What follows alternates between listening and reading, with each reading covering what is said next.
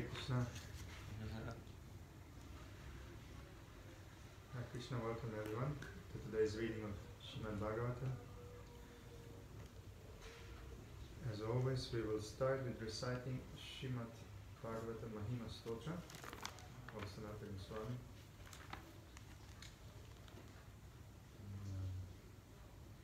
I have it somewhere like here.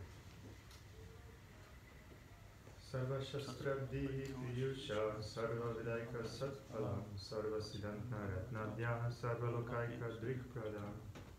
O nectar from the ocean of all scriptures, singular fruit of all the Vedas, rich mine of the precious gems of all conclusive truths.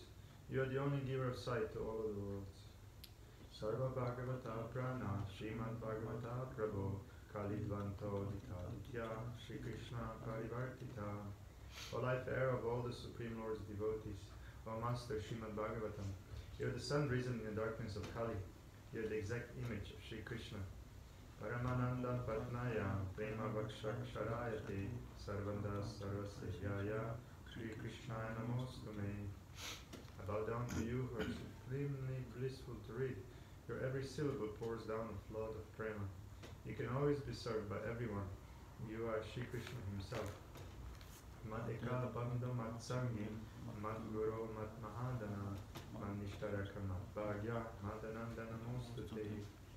My only friend, my constant companion, my spiritual master, my great wealth, my savior, my good fortune, my source of ecstasy, I bow down to you.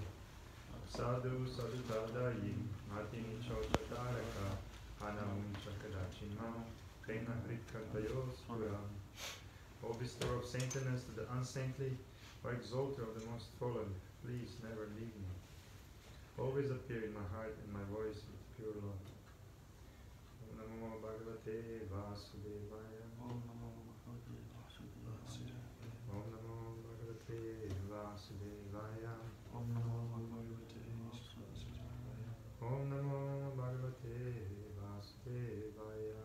Om Namo Bhagavate Vasudevaya. So continuing reading of Srimad Bhagavatam, first canto, chapter 18, entitled Maharaj Parikshit Cursed by a Brahmana Boy. Text number 5.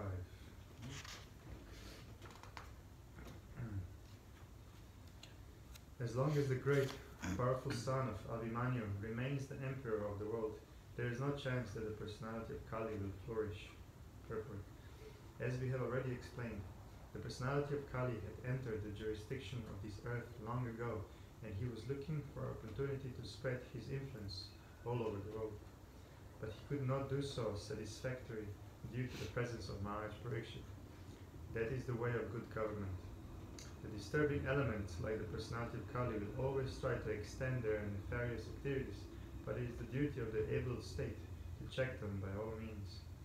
Although Maharaj Parikshit allotted places for the personality of Kali, at the same time he gave no chance for the citizens to be swayed by the personality of Kali. 6.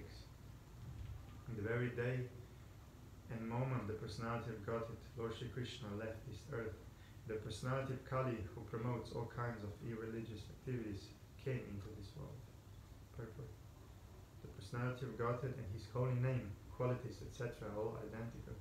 The personality of Kali was not able to enter the jurisdiction of the earth due to the presence of the personality of Godhead. And similarly, if there is an arrangement for the constant chanting of the holy names, qualities, etc.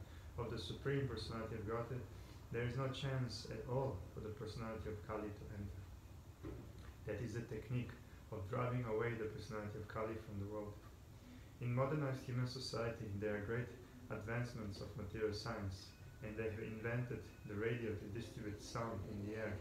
So instead of vibrating some nuisance sound for sense enjoyment, if the state arranges to distribute transcendental sound by resounding the holy name, fame and activities of the Lord, as they are authorized in the Bhagavad Gita or Srimad Bhagavatam, then a favorable condition will be created.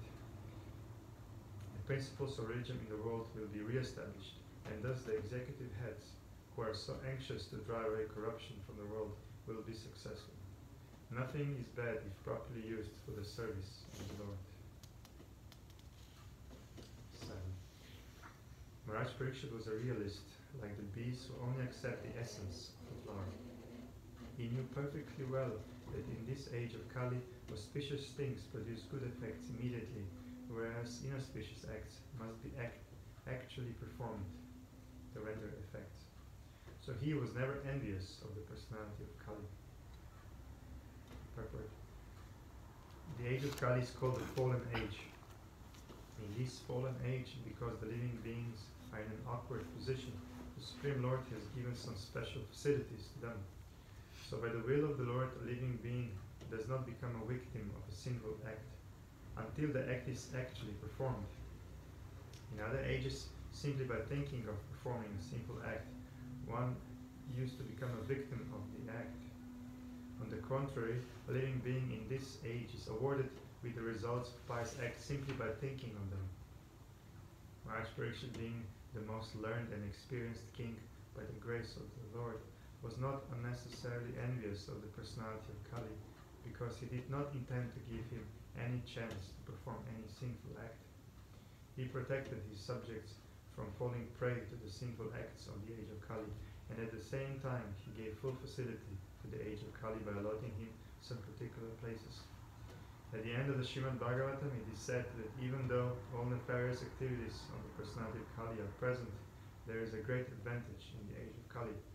One can attain salvation simply by chanting the holy name of the Lord. Thus Maharaj Parikshit made an organized effort to propagate the chanting of the Lord's holy name, and thus he saved the citizens from the clutches of Kali. It is for this advantage only that great sages sometimes wish all good for the age of Kali. In the Vedas also it is said that by discourse on Lord Krishna's activities, one can get rid of all the disadvantages of the age of Kali. In the beginning of the Srimad Bhagavatam, it is also said that by the recitation of Srimad Bhagavatam, the Supreme Lord becomes at once arrested within one's heart. These are some of the great advantages in the age of Kali, and Maharaj Parikshit took all the advantages and did not think any ill of the age of Kali, true to his Vaishnavite cult. 8. Maharaj Parikshit considered that less intelligent men might find the personality of Kali to be very powerful, but that those who are self-controlled would have nothing to fear. The king was powerful like a tiger and took care of the foolish, careless persons. Purport. Those who are not devotees of the Lord are careless and unintelligent. Unless one is thoroughly intelligent, one cannot be a devotee of the Lord. Those who are not devotees of the Lord fall prey to the actions of Kali. It will not be possible to bring about a saner condition in society unless we are prepared to accept the modes of action adopted by Maharaj Parikshit, that is, propagation of the devotional service of the Lord to the common man. 9. O sages, as you did ask me, now I have described almost everything regarding the narrations about Lord Krishna in connection with the history of the pious Maharaj Parikshit. Purport. Srimad Bhagavatam is the history of the activities of the Lord, and the activities of the Lord are performed in relation with the devotees of the Lord. Therefore, the history of the devotees is not different from the history of Lord Krishna's activities. The devotee of the Lord regards both the activities of the Lord and those of his pure devotees on an equal level, for they are all transcendental. 10. Those who are desirous of achieving complete perfection in life must submissively hear all topics that are connected to the transcendental activities and qualities of the personality of Godhead who acts wonderfully. Purport.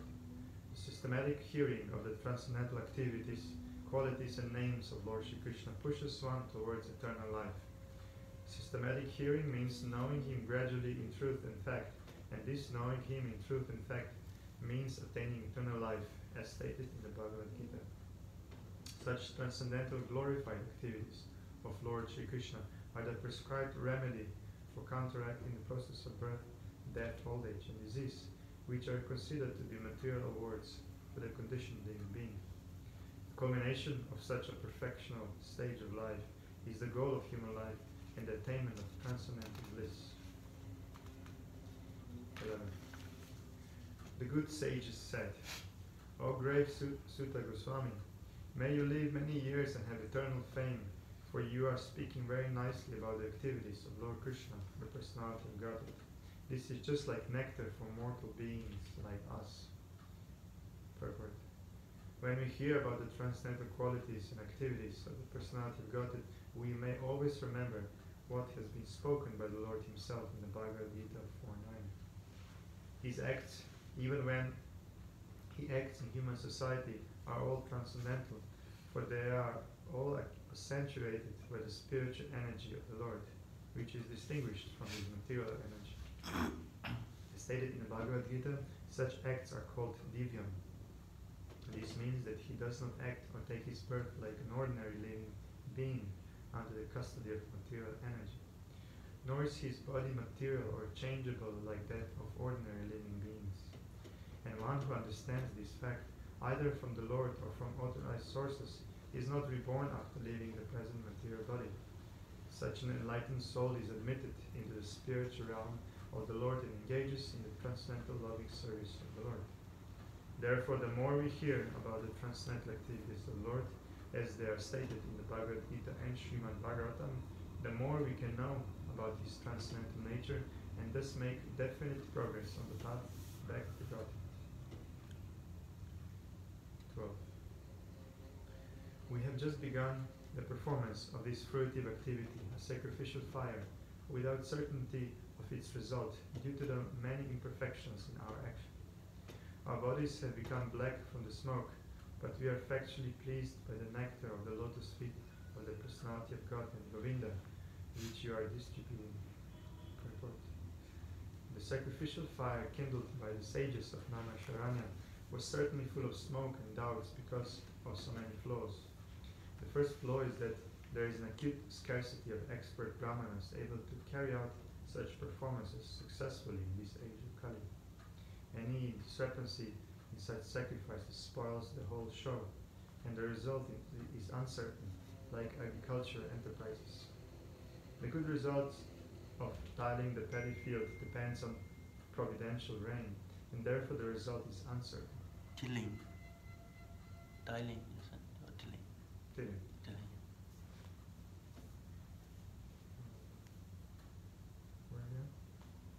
Similarly, performance of any kind of sacrifice in this age of Kali is also uncertain.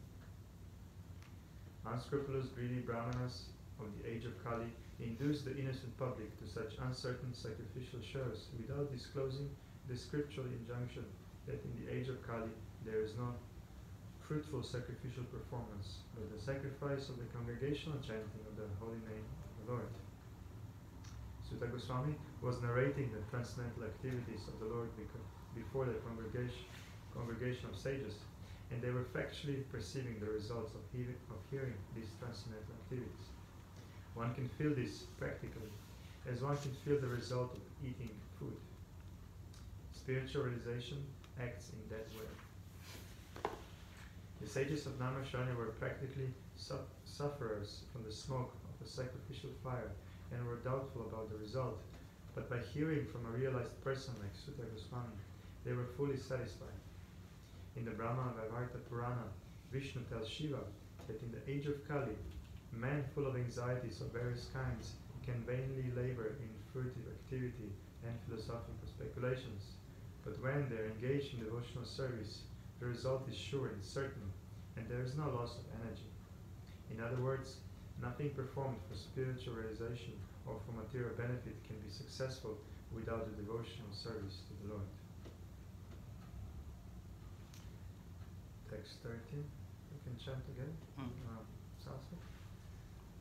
Tulayana lavenapi na swargam na punarbhavam bhagavat sandhi sangasya matyanam kim utashishaha. Translation. The value of a moment's association with the devotee of the Lord cannot even be compared to the attainment of heavenly planets or liberation from matter, and what to speak of worldly benedictions in a form of material prosperity, which are for those who are meant for that. Purport. When there are some similar points, it is possible to compare one thing to another. One cannot compare the association of a pure devotee to anything material. Men who are addicted to material happiness aspire to reach the heavenly planets like the moon, Venus, and Indraloka, and those who are advanced in material philosophical speculations aspire after liberation from all material bondage. When one becomes frustrated with all kinds of material advancement, one desires the opposite type of liberation, which is called apunar bhava, or no rebirth. But the pure devotees of the Lord do not aspire after the happiness obtained in the heavenly kingdom, nor do they aspire after liberation from material bondage. In other words, for the pure devotees of the Lord, the material pleasures obtainable in the heavenly planets are like phantasmagoria, and because they are already liberated from all material conceptions of pleasure and distress, they are effectually liberated even in the material world. This means that the pure devotees of the Lord are engaged in a transcendental existence, namely in the loving service of the Lord, both in the material world and in the spiritual. As a government servant is always the same, either in the office or at home or at any place, so a devotee has nothing to do with anything material, for he is exclusively engaged in the transcendental service of the Lord. Since he has nothing to do with anything material, what pleasure can he derive from material benedictions like kingship or other overlordships, which are finished quickly with the end of the body? Devotional service is eternal. It has no end because it is spiritual. Therefore, since the assets of a pure devotee are completely different from material assets, there is no comparison between the two. Sudha Goswami was a pure devotee of the Lord, and therefore his association with the rishis in Manasharanya is unique. In the material world, association with gross materialists is veritably condemned. The materialist is called Yoshit Sangi, or one who is much attached to material entanglement, women and other paraphernalia. Such attachment is conditioned because it drives away the benedictions of life and prosperity. And just the opposite is Bhagavata Sangi, or one who is always in the association with the Lord's name, form, qualities, etc. Such association is always desirable, it is worshipable, it is praiseworthy, and one may accept it as the highest goal of life. Text 14. The personality of God, that Lord Krishna, Govinda, is the exclusive shelter for all great living beings, and his transcendental attributes cannot even be measured by such masters of mystic powers as Lord Shiva and Lord Brahma. Can anyone who is expert in relishing nectar, rasa, ever be fully satiated by hearing topics about him? Purport. Lord Shiva and Lord Brahma are two chiefs of the demigods. They are full of mystic powers. For example, Lord Shiva drank an ocean of poison, of which one drop was sufficient to kill an ordinary living being. Similarly, Brahma could create many powerful demigods, including Lord Shiva. So they are Ishvaras, or lords of the universe. But they are not the supreme powerful. The supreme powerful is Govinda, Lord Krishna. He is the transcendence, and his transcendental attributes cannot be measured even by such powerful Ishvaras as Shiva and Brahma. Therefore, Lord Krishna is the exclusive shelter of the greatest of all living beings. Brahma is counted amongst the living beings, but he is the greatest of all of us. And why is the greatest of all the living beings so much attached to the transcendental topics of Lord Krishna? Because he is the reservoir of all enjoyment. Everyone wants to relish some kind of taste in everything, but one who is engaged in the transcendental loving service of the Lord can derive unlimited pleasure from such engagement. The Lord is unlimited, and his name, attributes, pastimes, entourage, variegatedness, etc. are unlimited, and those who relish them can do so unlimitedly and still not feel satiated.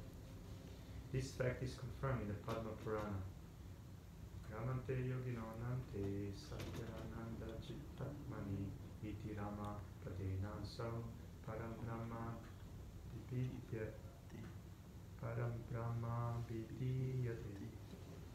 The mystics derive unlimited transcendental pleasures from the Absolute Truth, and therefore the Supreme Absolute Truth, the Personality of Godhead, is also known as Rama.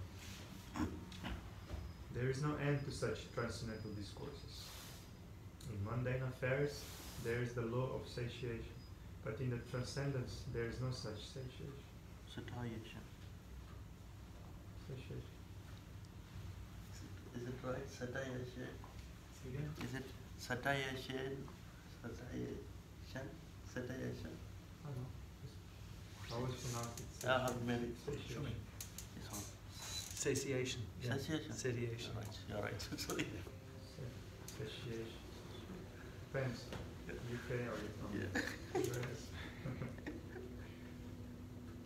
As long as you know what does it mean to you, I mean, you know, the meaning is more important. Yeah, more important. It means full, but yeah. So, there's no such satiation. Sutta Goswami desired to continue the topics of Lord Krishna before the sages of Nama Sharanyam, and the sages also expressed their readiness to hear from him continuously. Since the Lord is transcendence and his attributes are transcendental, such discourses increase the receptive mood of the purified audience. Text 15. O Sutta Goswami, you are a learned and pure devotee of the Lord, because the personality of Godhead is your chief object of service. Therefore, please describe to us the pastimes of the Lord, which are above all material conception, for we are anxious to receive such messages. Purport. The speaker on the transcendental activities of the Lord should have only one object of worship and service, Lord Krishna, the Supreme Personality of Godhead. And the audience for such topics should be anxious to hear about him. When such a combination is possible, namely a qualified speaker and a qualified audience, it is then and there very much congenial to continue discourses on the transcendence. Professional speakers and a materially absorbed audience cannot derive real benefit from such discourses. Professional speakers make a show of Bhagavat Saptaha for the sake of family maintenance, and the materially disposed audience hears such discourses of Bhagavat Saptaha for some material benefit, namely religiosity, wealth, gratification of the senses, or liberation. Such Bhagavatam discourses are not purified from the contamination of the material qualities. But the discourses between the saints of Manasharanya and Sri Sutta Goswami are on the transcendental level. There is no motive for material gain. In such discourses, unlimited transcendental pleasure is relished both by the audience and by the speaker, and therefore they can continue the topics for many thousands of years.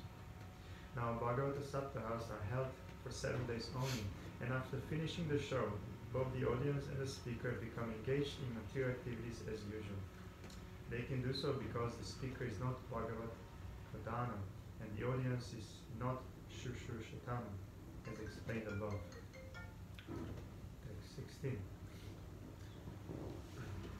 O Sutta Goswami, please describe those topics of the Lord by which Maharaj Parikshit, whose intelligence was fixed on liberation, attained the lotus feet of the Lord, who is the shelter of Garuda, the king of birds. Those topics were vibrated by the son of Vyasa, Srila Sukadeva. There is some controversy among the students on the path of liberation. Such transcendental students are known as impersonalists and devotees of the Lord. The devotee of the Lord worships the transcendental form of the Lord, whereas the impersonalist meditates upon the glaring effulgence, or the bodily rays of the Lord, known as the Brahma Jyoti. Here in this verse it is said that Maharaj Parikshit attained the lotus feet of the Lord by instructions and knowledge delivered by the son of Vyasadeva, Srila Sukadeva Goswami. Sukadeva Goswami was also an impersonalist in the beginning, as he himself was admitted in the Bhagavatam 219. But later on, he was attracted by the transcendental pastimes of the Lord and thus became a devotee. Such devotees with perfect knowledge are called Mahabhagavatas, or first-class devotees. There are 3 classes of devotees, namely the Prakrita, Madhyama, and Mahabhagavata. The Prakrita, or third-class devotees, are temple worshippers without specific knowledge of the Lord and the Lord's devotees. The Madhyama, or the second-class devotee, knows well the Lord's devotees, the neophytes, and the non-devotees also. But the Mahabhagavata, or the first-class devotee, sees everything in relation with the Lord, and the Lord present in everyone's relation. The Mahabhagavata, therefore, does not make any distinction, particularly between a devotee and non-devotee. Maharaj Parikshit was such a Mahabhagavata devotee because he was initiated by a Mahabhagavata devotee, Shukadeva Goswami. He was equally kind even to the personality of Kali, and what to speak of others. So there are many instances in the transcendental histories of the world of an impersonalist who has later become a devotee. But the devotee has never become an impersonalist. This very fact proves that on the transcendental steps, the step occupied by a devotee is higher than the step occupied by an impersonalist. It is also stated in the Bhagavad Gita 12.5 that persons stuck on the impersonal step undergo more sufferings than achievement of reality. Therefore, knowledge imparted by Shukadeva Goswami unto Maharaj Parikshit helped him attain the service of the Lord. And this stage of perfection is called Apavarga, or the perfect stage of liberation. Simple knowledge of liberation is material knowledge. Actual freedom from material bondage is called liberation, but attainment of the transcendental service of the Lord is called the perfect stage of liberation. Such a stage is attained by knowledge and renunciation, as we have already explained. And perfect knowledge, as delivered by Srila Sukadeva Goswami, results in the attainment of the transcendental service of the Lord. We know anyone else who was first impersonalist? Because here it mentioned, Prabhupada mentions, there are many who were first impersonalists and then became devotees. We hear in Bhagavatam some story. Yeah. So, what's Kumaras? Kumaras, yeah. Kumaras. Yeah. Shukadeva Goswami himself. Shukadeva Goswami, yeah. Were there more instances? There more? Yeah. These two I only know. Yeah, they're the ones that are normally used. Because, you know. Yeah.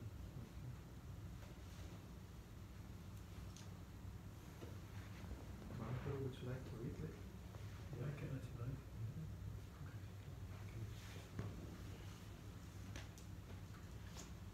Oh, by the way, can they hear us? Can they hear you? Because we didn't use the mic today. We are quite close to hear the microphone. Yeah, I hope so. Should be fine.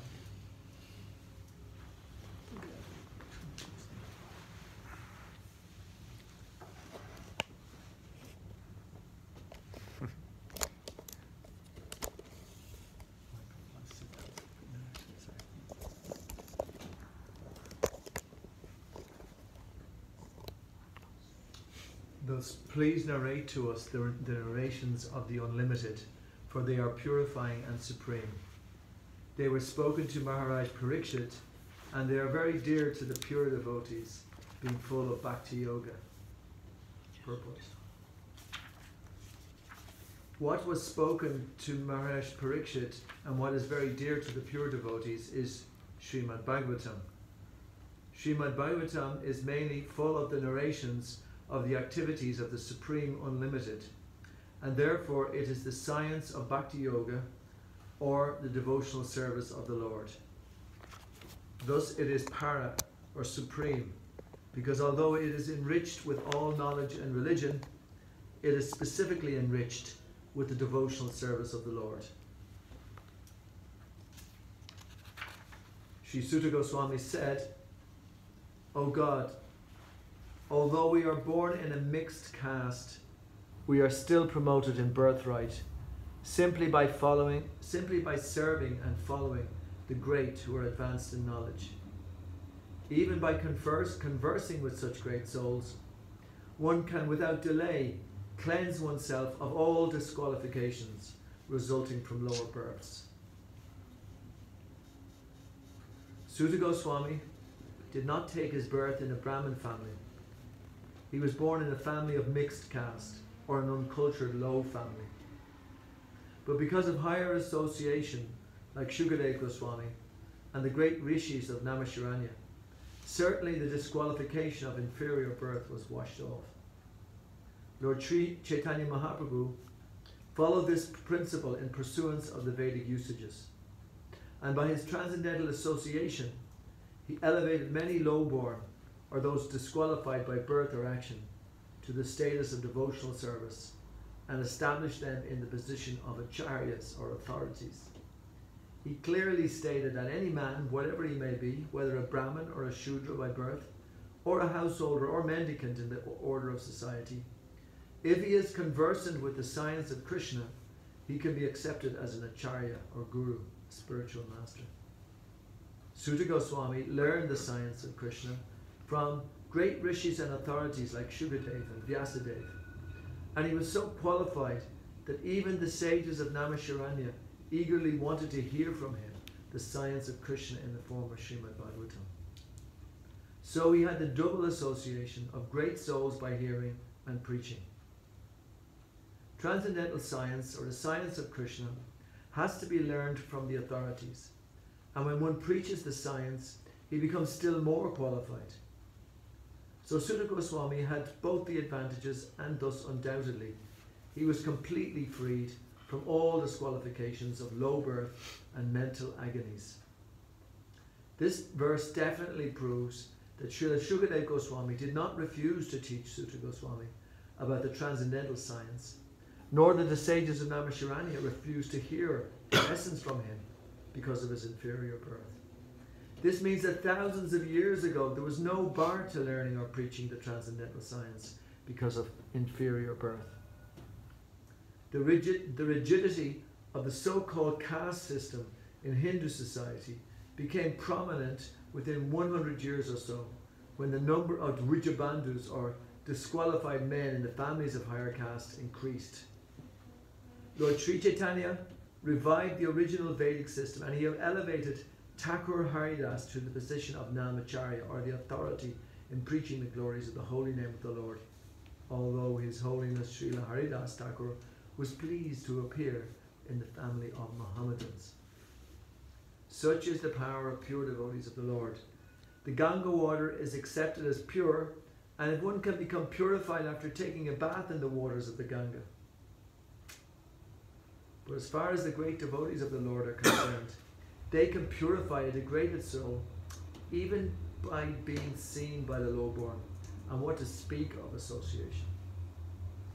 Lord Chaitanya Mahaprabhu wanted to purify the whole atmosphere of the polluted world by sending qualified preachers all over the world, and it remains with the Indians to take up this task scientifically and thus do the best kind of humanitarian work.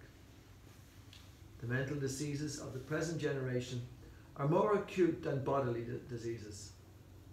It is quite fit and proper to take up the preaching of Srimad Bhagavatam all over the world without delay. Mahatmanam Abhidhana also means dictionary of great devotees, or a book full of the words of great devotees. Such a dictionary of the words of great devotees and those of the Lord are in the Vedas and allied literatures, specifically Srimad Bhagavatam. Text 19. And what to speak of those who are under the direction of the great devotees, chanting the holy name of the Unlimited, who has unlimited potency. The personality of Godhead, unlimited in potency and transcendental by attributes, is called Ananta, unlimited. Purport. The Dvija Bandhu, or the less intelligent, uncultured men, born of higher castes, put forward many arguments against the lower caste men becoming Brahmanas in this life. They argue that birth in a family of Shudras or less than Shudras is made possible by one's previous sinful acts, and that one therefore has to complete the terms of disadvantages due to lower birth. And to answer these false logicians, Srimad Bhagavatam asserts that one who chants the holy name of the Lord under the direction of a pure devotee can at once get free from the disadvantages due to a lower caste birth. A pure devotee of the Lord does not commit any offence while chanting the holy name of the Lord. There are 10 different offences in the chanting of the holy name of the Lord. To chant the holy name under the direction of a pure devotee is offenceless chanting. Offenceless chanting of the holy name of the Lord is transcendental, and therefore such chanting can at once purify one from the effects of all kinds of previous sins. This offenceless chanting indicates that one who has fully understood the transcendental nature of the holy name and has thus surrendered unto the Lord. Transcendently, the holy name of the Lord and the Lord himself are identical, being absolute. The holy name of the Lord is as powerful as the Lord. The Lord is the all-powerful personality of Godhead, and he has innumerable names, which are all non-different from him and are equally powerful also. In the last word of the Bhagavad Gita, the Lord asserts that one who surrenders fully unto him is protected from all sins by the grace of the Lord. Since his name and he himself are identical, the holy name of the Lord can protect the devotee from all effects of sins. The chanting of the holy name of the Lord can undoubtedly deliver one from the disadvantages of a lower caste birth. The Lord's unlimited power is extended on and on by the unlimited expansion of the devotees and incarnations, and thus every devotee of the Lord and incarnations also can be equally surcharged with the potency of the Lord. Since the devotee is surcharged with the potency of the Lord, even fractionally, the disqualification due to lower birth cannot stand in the way. Text 20. It is now ascertained that he, the personality of Godhead, is unlimited and there is none equal to him. Consequently, no one can speak of him adequately. Great demigods cannot obtain the favour of the goddess of fortune, even by prayers. But this very goddess renders service unto the Lord, although he is unwilling to have such service. Purport. The personality of Godhead, or the Parameshwar, Parabrahman, according to the Shrutis, has nothing to do. He is no equal, nor does anyone excel him. He has unlimited potencies, and his every action is carried out systematically in his natural and perfect ways. Thus the Supreme Personality of Godhead is full in himself, and he has nothing to accept from anyone else, including the great devotees like Lord Brahma. Others ask for the favour of the goddess of fortune, and despite such prayers, she declines to award such favours. But still, she renders service unto the Supreme Personality of Godhead, although he has nothing to accept from her.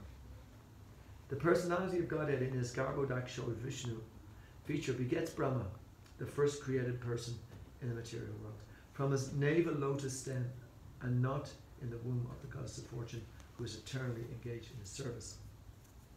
These are some of the instances of his complete independence and perfection. That he has nothing to do does not mean that he is impersonal. He is transcendently so full of inconceivable potencies that simply by his willing everything is done without physical or personal endeavour. He is called therefore Yogeshwar, or the Lord of all mystic powers. Text. Who can be worthy of the name of the Supreme Lord but the personality of Godhead, Sri Krishna? Brahmaji collected the water emanating from the nails of his feet in order to award it to Lord Shiva as a worshipful welcome. This very water, the Ganga, is purifying the whole universe, including Lord Shiva. Purport. The conception of many gods in the Vedic literatures by the ignorant is completely wrong. The Lord is one without a second, but he expands himself in many ways, and this is confirmed in the Vedas. Such expansions of the Lord are limitless, but some of them are the living entities. The living entities are not as powerful as the Lord's plenary expansions, and therefore there are two different types of expansion. Lord Brahma is generally one of the living entities, and Lord Shiva is the via medium between the Lord and the living entities. In other words, even demigods like Lord Brahma and Lord Shiva, who are the chief amongst the demigods, are never equal or to or greater than Lord Vishnu, the Supreme Personality of Godhead. The goddess of fortune, Lakshmi, and all powerful demigods like Brahma and Shiva are engaged in the worship of Vishnu or Lord Krishna. Therefore, who can be more powerful than Mukunda, Lord Krishna, to be factually called the Supreme Personality of Godhead? The goddess of fortune, Lakshmi, Lord Brahma and Lord Shiva are not independently powerful. They are powerful as expansions of the Supreme Lord. And all of them in the transcendental loving service of the Lord. And so also are the living entities. There are 4 sects of worshipable devotees of the Lord, and chief amongst them are the Brahma Sampradaya, Rudra Sampradaya, Shri Sampradaya, descending directly from Lord Brahma, Lord Shiva, and the goddess of fortune Lakshmi, respectively. Besides the above mentioned 3 Sampradayas, there is the Kumara Sampradaya, descending from Sanat Kumara. All of the 4 original Sampradayas are still scrupulously engaged in the transcendental service of the Lord, up to date. And they all declare that Lord Krishna Mukunda is the Supreme Personality of Godhead, and no other personality is equal to or greater than him. Text 22. Self-controlled persons who are attached to the Supreme Lord Sri Krishna can all of a sudden give up the world of material attachment, including the gross body and mind and subtle mind, and go away to attain the highest perfection of the renounced order of life, by which non-violence and renunciation are consequential. Purport.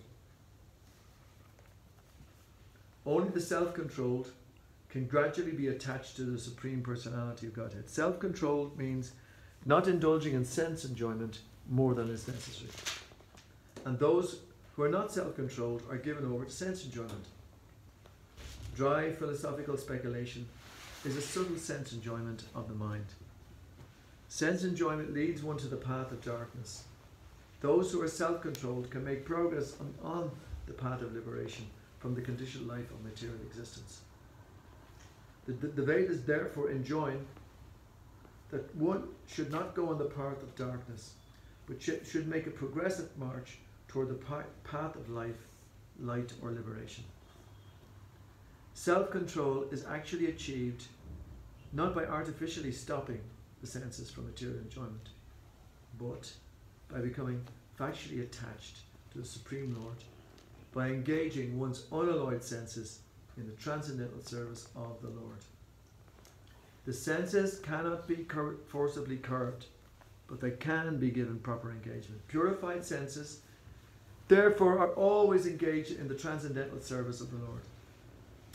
This perfectional stage of sense engagement is called Bhakti Yoga. So those who are attached to one means of Bhakti Yoga, so those who are attached to the means of Bhakti Yoga are factually self-controlled and can all of a sudden give up their homely or bodily attachment for the service of the Lord. This is called the Paramahamsa stage. Hamsas are swans, accept only milk out of a mixture of milk and water. Similarly, those who accept the service of the Lord instead of Maya's service are called Paramahamsas. They are naturally qualified with all the good attributes such as pridelessness, freedom from vanity, non-violence, tolerance, simplicity, respectability, worship, devotion, and sincerity.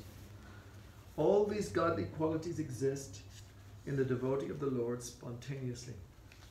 Such Paramahamsas who are completely given up to the service of the Lord are very rare. They are very rare even amongst the liberated souls. Real non-violence means freedom from envy.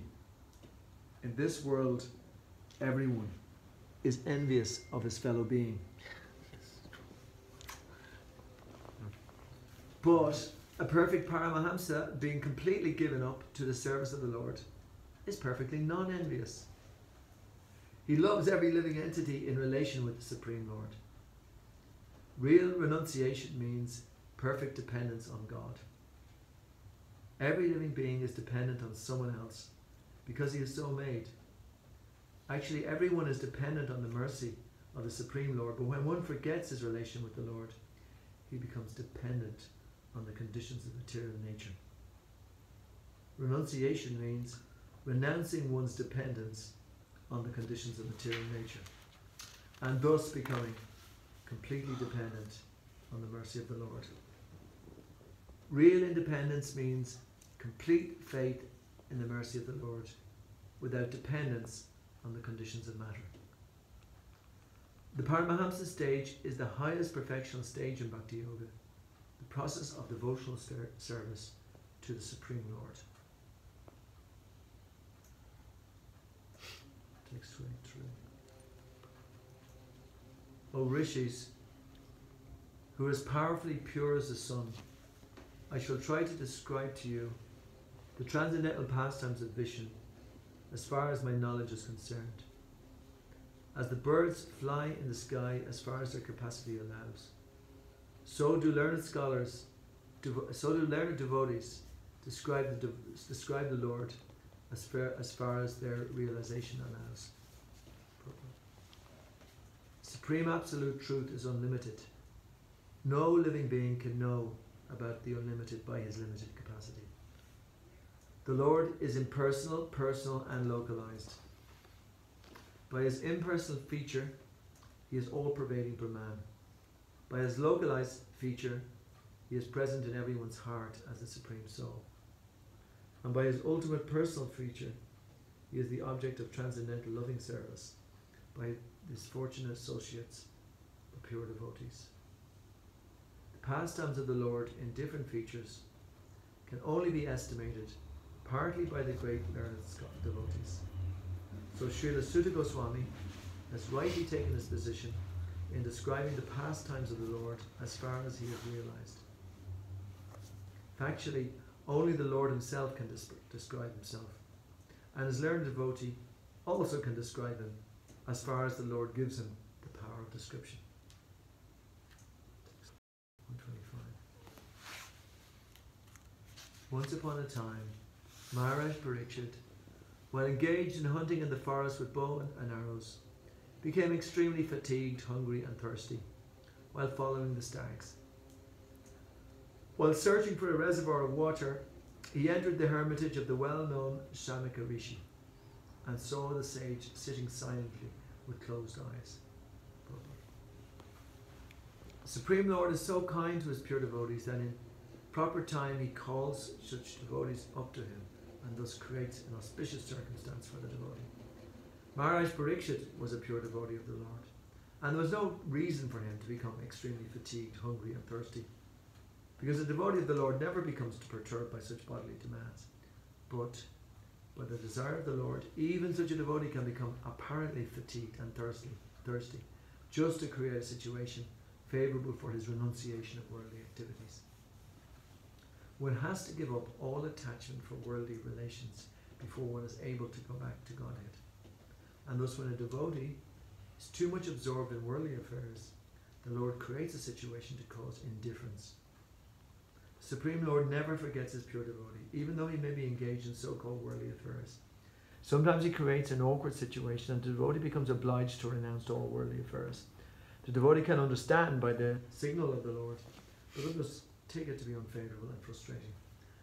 Maharaj Parikshit was to become the medium for the revelation of Srimad Bhagavatam by Lord Sri Krishna, as his grandfather Arjuna was the medium for the Bhagavad Gita. Had Arjuna not been taken up with the illusion of family affection by the will of the Lord, the Bhagavad Gita would not have been spoken by the Lord himself for the good of all concerned. Similarly, had Maharaj Parikshit not been fatigued, hungry and thirsty at this time, Srimad Bhagavatam would not have been spoken by Srila Sukadeva Goswami, the prime authority of the Srimad Bhagavatam. So this is a prelude to the circumstances under which Srimad Bhagavatam was spoken for the benefit of all concerned. The prelude, therefore, begins with the words, once upon a time. Text 126.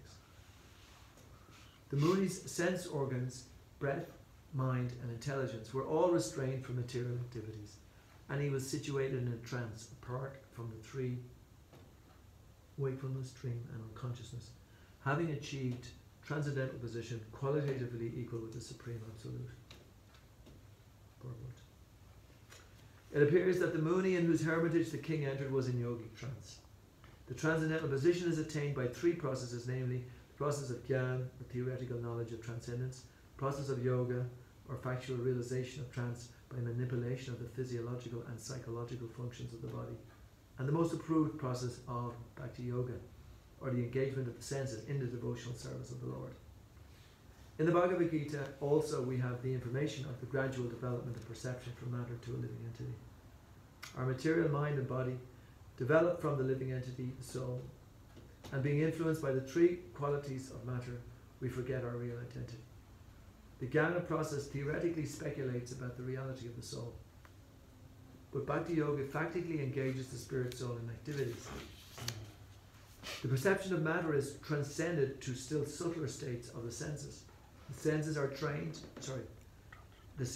transcended to the subtler mind, and then to breathing activities, and gradually to intelligence. Beyond the intelligence, the living soul is realized by the mechanical activities of the yoga system, or practice of meditation, restraining the senses, regulating the breathing system, and applying intelligence to rise to the transcendental position. This trance stops all material activities of the body. The king saw that the Muni in that position. He also saw the Muni as follows. Translation. The sage in meditation was covered by the skin of a stag, and long compressed hair was scattered all over him. The king, whose palate was dry from thirst, asked him for water. The king, being thirsty, asked the sage for water. That such a great devotee and king asked for water from a sage absorbed in trance was certainly providential. Otherwise, there was no chance of such a unique happening. Maharaj Pariksha was thus placed in an awkward position, so that gradually Srimad Bhagavatam could be revealed. The king, not received by any formal welcome by means of being offered a seat, place, water, and sweet addresses, considered himself neglected, and so thinking he became angry.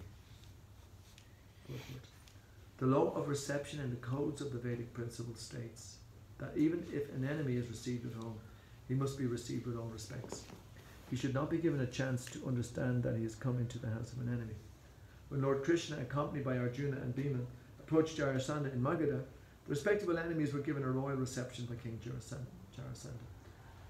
The guest enemy, namely Bhima, was to fight with Jarasandha, and yet they were given a grand reception. At night, they used to sit down together as friends and guests, and in the day they used to fight, risking life and death. That was the law of reception. The reception law enjoins that a poor man who has nothing to offer his guest should be good enough to offer a straw mat for sitting, a glass of water for drinking, and some sweet words. Therefore, to receive a guest, either friend or foe, there is no expense. It is only a question of good manners. When Maharaj Parikshit entered the door of Samaka Rishi, he did not expect a royal reception by the Rishi, because he knew that saints and rishis are not materially rich men. But he never expected that a seat of straw, a glass of water, and some sweet words would be denied to him. He was not an ordinary guest, nor was he an enemy of the Rishi, and therefore the cold reception by the Rishi astonished the king greatly. As a matter of fact, the king was right to get angry with the Rishi when he needed a glass of water very badly. To become angry in such a grave situation was not unnatural for a king. But because the king himself was not less than a great saint, his becoming angry and taking action was astonishing. So it must be accepted that it was so ordained by the supreme will of the Lord. The king was a great devotee of the Lord, and the saint was also as good as the king. But by the will of the Lord, the circumstances were so created that they became ways to the king's becoming unattached to family connection and governmental activities, and thus becoming a completely surrendered soul under the lotus feet of Lord Krishna. The merciful Lord sometimes creates such awkward positions for pure devotees in order to drag them towards himself from the mire of material existence. But outwardly, the situations appear to be frustrating to the devotees. The devotees of the Lord are always under the protection of the Lord, and in any condition, frustration or success, the Lord is the supreme guide for the devotees. The pure devotees therefore accept all conditions of frustration as blessings of the Lord. Jai. Continue on Wednesday. Yeah. 6:30.